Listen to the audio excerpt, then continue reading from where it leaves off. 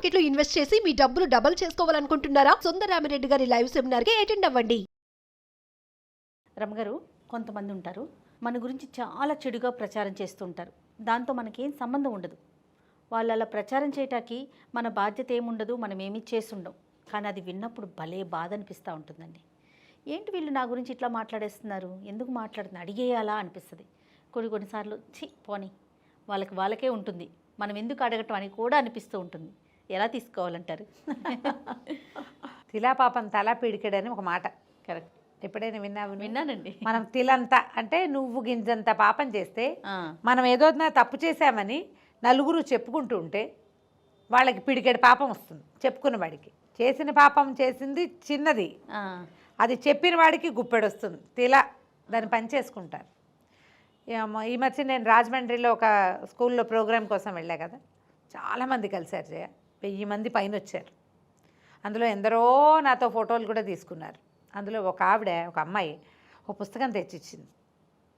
ఎందుకమ్మా ఇదేంటి? కాదు మేడం, మీకు ఉపయోగపడుతుంది, బుక్కేనండి అని ఇచ్చింది. అది రమణులు చెప్పిన కథలు, రమణాశ్రమంలోనే ప్రింట్ అయింది. గోనేళ్ల సీతారామలింగేశ్వరరావు గారిని వారు రాసిన పుస్తకం. చాలా చాలా సందర్భాల్లో భగవాన్ రమణులు ఎలాంటివి ఈ వాక్యాలు చెప్పారు, దానికి దగ్గరలో ఉన్న కథ స్వయంగా వారు చెప్పిన వాక్యాలతోటే వారు ప్రింట్ చేయించిన పుస్తకాల్లో ఉన్న కొన్ని వాక్యాలని కోట్ చేస్తూ చాలా కథలు ఉన్నాయి. అందులో కథలు చాలా చాలా చాలా బాగున్నాయి. అందులో ఒక కథ దీనికి సంబంధించింది. తప్పకుండా. ఇప్పుడు నువ్వు మంచి చెడ్డ పేరు నీ గురించి కనుక ఎవరైనా చెడుగా చెప్పుకుంటూ ఉంటే వాళ్ళు నీతో గంగా స్నానం చేయించినట్టే. మనం ఒక తప్పు చేసాం, మన దగ్గర ఏదో ఒక పొరపాటు ఉంది, మన వల్ల ఒక పొరపాటు జరిగింది, ఒక 5-6 చెప్పుకున్నారనుకో, వాళ్ళు నీకు గంగా స్నానంతో సమానం. అది మంచిదే, మరక మంచిదేలాగా. ఎందుకంటే నువ్వు నీ తప్పుని నువ్వు ప్రక్షాళన చేసుకోవాలంటే నువ్వు గంగా స్నానం చేయాలి, తీర్థాటన చేయాలి. ఎంతో భగవన్నామ సంకీర్తన చేస్తే కానీ నీ పాపం ప్రక్షాళన అవ్వదు. అవును. కానీ నీ తప్పుని 10 మంది చెప్పుకుంటే వాళ్ళు ప్రక్షాళన చేసేస్తారు, దాన్ని వాళ్ళు పనిచేసుకుంటారు. బాగుంది కదా. పూర్వం కేరళలో ఒక నంబూద్రి ఆయన బ్రాహ్మణుడు ఒక ఆయన ఒక దారిలో వెళ్తున్నాడట. వాళ్ళకి ఎదురుగుండా ఒక హరిజన భార్యాభర్త వచ్చారు. పేర్లు వేరే రాస్తారు, నేను ఈ పేరు చెప్తున్నా. అయితే ఎదురొచ్చారు. బ్రాహ్మలు వస్తున్నారు, తప్పుకోవే అన్నట్ట పెళ్ళాన్ని అతను. తప్పుకోమంటే ఏంటి తప్పుకునేది, ఈయన కూతురుతో ఉంటాడు, ఈయన బ్రాహ్మణ్యం యాక్తూ అని ఉమ్మేసిందట. ఈయనకు తప్పుకునేది ఏమిటి, ఈయన పరం పాపిష్టివాడు అన్నది. అనేసరికల్లా ఆ హరిజనుడు చాలా జ్ఞానట. ఆయన అన్నట్ట, ఏమే బ్రాహ్మణాయన చేసిన పాపాన్ని పంచుకున్న నూరో దానివి నువ్వు, ఆయన పాప ప్రక్షాళన అయిపోయింది, నువ్వు నూరో అనే మనిషివి చెప్పేశావు, పాప ప్రక్షాళన అయిపోయిందంటే ఆవిడ తెల్లబోయిందట. ఎలాగైందంటే ఒకప్పుడు ఈ బ్రాహ్మణాయన ఈయన పరమ పిసినారట. ఆ నంబూద్రి వంట చేయించాడు బ్రాహ్మణ్యానికి. వంట చేయిస్తే ఆకుకూరలోంచి ఒక జలగ పడిందట ఆ వంటలో.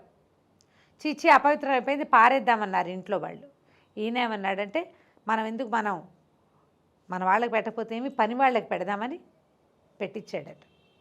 యమధర్మరాజు పైనుంచి చూస్తారు కదా ఇదంతా, వీడి చిట్టాలో రాయి, రేపు వచ్చాక వీడికి 1000 జలగలతో కరిపిద్దాము, జలగలు పడిన ఆహారాన్ని పెట్టాడు మనుషులకి అని అన్నట్ట. అంటే రాసుకున్నారు, 100 జలగలతో కరిపించాలి వీడిని. ఈయన ఈ నంబూద్రి చిత్రగుప్తుడి భక్తుడట. ఓహో. అంటే ఆయనే కదా మన చిట్టా రాసేది. రాత్రిపూట పడుకునేటప్పుడు ఓం చిత్రగుప్తాయ నమః అని ఓ దండం పెట్టు పడుకుంటాడు. ఇవాళ రోజంతా నేను చేసిన పాపాన్ని సరిగా జాగ్రత్తగా రాయి, నన్ను రక్షించమని. ఆ చిత్రగుప్తుడు కల్లోకి వచ్చి, ఒరే నాయన, నువ్వు చేసింది పెద్ద అపరాధం, నీకు నీ చిట్టాలో ఇది రాయబడింది అంటే ఇలా వలవలా ఏడ్చాడు ఈయన నంబూద్రి. పిసినారితనంతో చేశాను, నేనేం చేయను అంటే, ఓ పని చెయ్యి, నీ భార్యను దూరంగా పెట్టు, యవ్వనవతిగా ఉన్న నీ కూతుర్ని నీ దగ్గర ఉంచుకో, నీతో ఉంచుకో అంతే. నువ్వు కూతురుతోటి ఏదో చెడు పని చేస్తున్నావన్న ప్రచారం వస్తుంది బయట, పెళ్ళాన్ని దూరం పెట్టి పిల్లని దగ్గర పెట్టుకున్నాడు అని. రాని, నీ దగ్గర ఏం తప్పులేదు, అందరూ కలిసి ఆ పాపాన్ని పంచుకుంటారు, నీ తప్పులు పోతాయి, నీ పాపాలు ప్రక్షాళన అయిపోతాయని చెప్పాడు. ఈయన సరేనని చిత్రగుప్తుడి మాటకి భార్యనేమో అత్తారింట్లో పంపించేసి ఆ 16-18 సంవత్సరాల వయసు వచ్చిన పిల్లని తనతో పాటే అట్టు పెట్టుకున్నాడు. పిల్లతో ఆయన దుర్వృత్తి ఏం చేయలే. కాకపోతే కొన్నాళ్ళు పోయాక ఎలాంటి మాటలు పుడతాయి, పెళ్ళాన్ని వదిలేసి పిల్లని దగ్గర పెట్టుకున్నాడు అనేసరికల్లా పిచ్చి మాటలు ఊరికే ఊపుసిపోక వాగేవాళ్ళు. అవి అట్లా ప్రచారం అయిపోయి చివరికి ఈ హరిజన స్త్రీ కూడా ఈ బ్రాహ్మణ ఆయన కూతురుతోటి ఉంటున్నాడు అన్న మాట పుట్టించేసింది అనేసింది. 100 మంది అనుకున్నాక నీ పాపం పోతుందిరా అని చెప్పేట చిత్రగుప్తుడు. ఈయన జలగలు పడిన ఆహారాన్ని పెట్టిన పాపం కూడా ప్రక్షాళింది. ఈయన పాపిష్టివాడు దుర్మార్గుడు అని అందరూ చెప్పుకున్నారంటే మన పాపమే ఉండదు. అందుకని తిలా పాపం తలా పిడికడు పంచుకోకూడదు. వాళ్ళది తప్పు అని తెలిస్తే ఆ తప్పుని మనం ఇంకొకళ్ళకి చెప్పకూడదు. చెప్తే ఏముంది, వాడి తప్పు, వాడు ఘోరంత తప్పు చేస్తే నువ్వు కొండంత పోనీ నువ్వు తప్పు చేసావురా నాయనా అని అతనికైనా చెప్పొచ్చా? అలా ఎందుకు చెప్తారు జయ? వాళ్ళు కనపడితే నవ్వుతూ మాట ఏమండి బాగున్నారా అంటాం. ఏంటండి అలాంటి పని చేస్తే అడుగుతామా మనం? అలా అడగకూడదు రమ్మగారు. అడగరమ్మా ఎవరు. ఈ రోజును బట్టి అడగరంటారా? ఏ రోజున అడిగేవాళ్ళు కాదు. వాడి కర్మ వాడేనా రమ్మగారు? వీళ్ళు చెప్పుకుంటారు. మరి ఇంకా అతనిలో మార్పు ఎలా వస్తుంది? వచ్చిన వాళ్ళు వస్తుంది, వాళ్ళ ఇంట్లో వాళ్ళ చుట్టుపక్కల వాళ్ళ దగ్గర వాళ్ళు ఎవరో చెప్తారు. ఊరు జనం అంతా దాని గురించి ఎందుకు అడుగుతారమ్మా? కనపడ్డప్పుడల్లా ప్రతివాడు 100 మంది అడుగుతారు. నేను అనేది కుటుంబ సభ్యులైనా చెప్పొచ్చు అంటారా? ఎవరో చెప్తారు చెప్పేవాళ్ళు. అందులో ఉన్న నిజానిజాలు తెలిసిన వాళ్ళు అడుగుతారు. ఇప్పుడు ఆయన కూతురుని దగ్గర అట్టి పెట్టుకున్నాడు, దుర్వృత్తి ఏమీ లేదు, దుర్వ్యవసాయం ఏమీ లేదు అక్కడ. ఆ ఇంట్లో వాళ్ళు ఎందుకు అడుగుతారు? బయట పుట్టింది కదా మాట. అపప్రథ బయట పుడుతుంది, అది ఇంట్లో పుట్టదు. ఇంట్లో పుట్టదు ఎట్లా చూడు. ఇప్పుడు 10 మంది కూర్చున్నాం అనుకో జయ, నేను నీ చెవిలో ఒకటి చెప్తా. సీతాదేవి రాముడి కంటే పెద్దది. ఓకే, ఈ 10 తిరిగేసరికి సీతాదేవి దశరథుడి కంటే పెద్దది అంటారు. కరెక్ట్ అండి. అసలు దశరథుడి ఆ పదం ఉందా అందులో? సీతారాముడి కంటే పెద్దది. సీతాదేవి రాముడు కొట్టేదిట, అలాంటివి కూడా చెప్పుకుంటారు. రామరామ అలాంటివి కూడా చెప్తారు. ఇంత అక్కర్లేని మాటలు పుట్టిస్తాయి నోళ్ళు, అంతే. అట్లాగే జరుగుతుంది. ఈ వచ్చిన మాటల వల్ల ఏమవుతుంది? ఎవడైతే పాపం చేశాడో నిజంగా తప్పు చేసిన వాడి పాపాలన్నీ పోతాయి. వాడు చేసిన తప్పైతే తప్పు పోతుంది. మరొక మంచిదే. చెడు ప్రచారం జరిగితే దీన్ని ఎట్లా తట్టుకోవాలంటే, లోకుల నోళ్ళు ఎంత పదునో చెవులు అంత తుప్పట్టు ఉంటాయమ్మా. మర్చిపోతారు. ఇవాళ వింటారా, పోయింది. రేపు ఎల్లుండి తర్వాత ఎన్నిసార్లు వింటారు? కొత్తది రాదు, ఇంకోటి వస్తుంది రేపు ఇంకోళ్ళ గురించి. ఇలా చెవులు నింపేవాళ్ళు, బయట మాటలు చెప్పుకునేవాళ్ళు, గాసిపింగ్, అవేంటంటే గాసిప్స్. ఇప్పుడంటే మనకి సోషల్ మీడియా వచ్చి పాత రికార్డులు ఉండిపోతున్నాయి. రికార్డులు తీసి చూపిస్తున్నాం. అవును, మన దాకా విత్ ప్రూఫ్ ఎవిడెన్స్ ఉంది, డాక్యుమెంటరీలో ఎవిడెన్స్, ఇలాంటివి చెప్పుకుంటాం. ఇదివరకు ఎవిడెన్స్లు ఏముండేవి? నోటి మాటలు నేను అనలేదంటే అయిపోతుంది, అంతే. అనలేదంటే కుదరట్ల. ఇప్పుడు కుదరట్ల, రికార్డింగ్లు ఎక్కువైపోయి మనకి కుదరట్లేదు. కానీ ఇది వరటి కాలం అలాంటిది కాదు కదా. కొన్నాళ్ళకి జనాలు మర్చిపోతారు, మళ్ళీ కొత్తవి పుడతాయి. అల్లప్పుడెప్పుడో చెప్పారు కదా, అదేం కాదంటే ఓ కాదా అంటారు, అయిపోతుంది.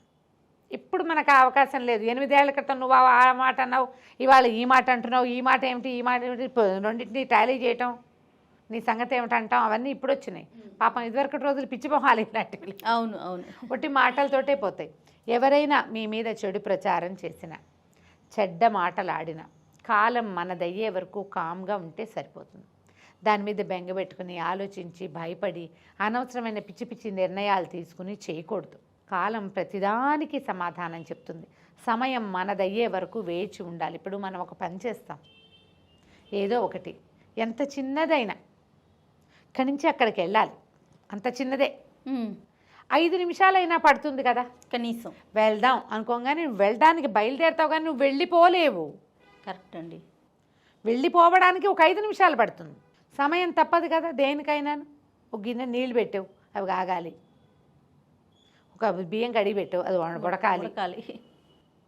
తెల్లారి నేను ఆ పని చేద్దాం అనుకుంటా, తెల్లారి లేవగానే రేపొద్దున 7వ గంటకల్లా ఫస్ట్ అవర్లో ఇదే మన పని అవ్వాలిగా. నువ్వు రాత్రి 9ంటికి అనుకున్నావు, ఈ 9 నుంచి 7 దాకా ఉన్న ఈ 10 గంటల సమయము నడవాలా? అవును అవును. ఇందులో ఎన్ని మార్పులు వస్తాయో, ఎంత ఇది వస్తుందో. నువ్వే 7 గంటల దాకా ఇంట్లో పడుకోకుండా ఎవరింటికైనా వెళ్ళిపోతావేమో, ఏదైనా జరగచ్చు. ఇప్పుడు కాదు, 7ంటికి సమయం అవ్వాల్సే ఉంది మన పని. ఇక్కడ రాసుకొచ్చాం, ఈ 9 to 7 నడవనివ్వాలి, తొందరపడకూడదు.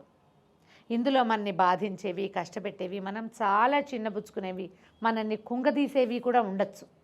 మన దగ్గర ఒక నిజం గనక ఉంటే, మన దగ్గర నిజాయితీ ఉంటే, మనం చేసే పని సరైందైతే, మన దగ్గర ఏ తప్పు లేకపోతే తప్పకుండా ఈ 10 గంటల సమయము మనకి ఏదో ఒకసారి మనకు కావాల్సిన వైపుకి తిరుగుతుంది. వెయిట్ చేయాలి.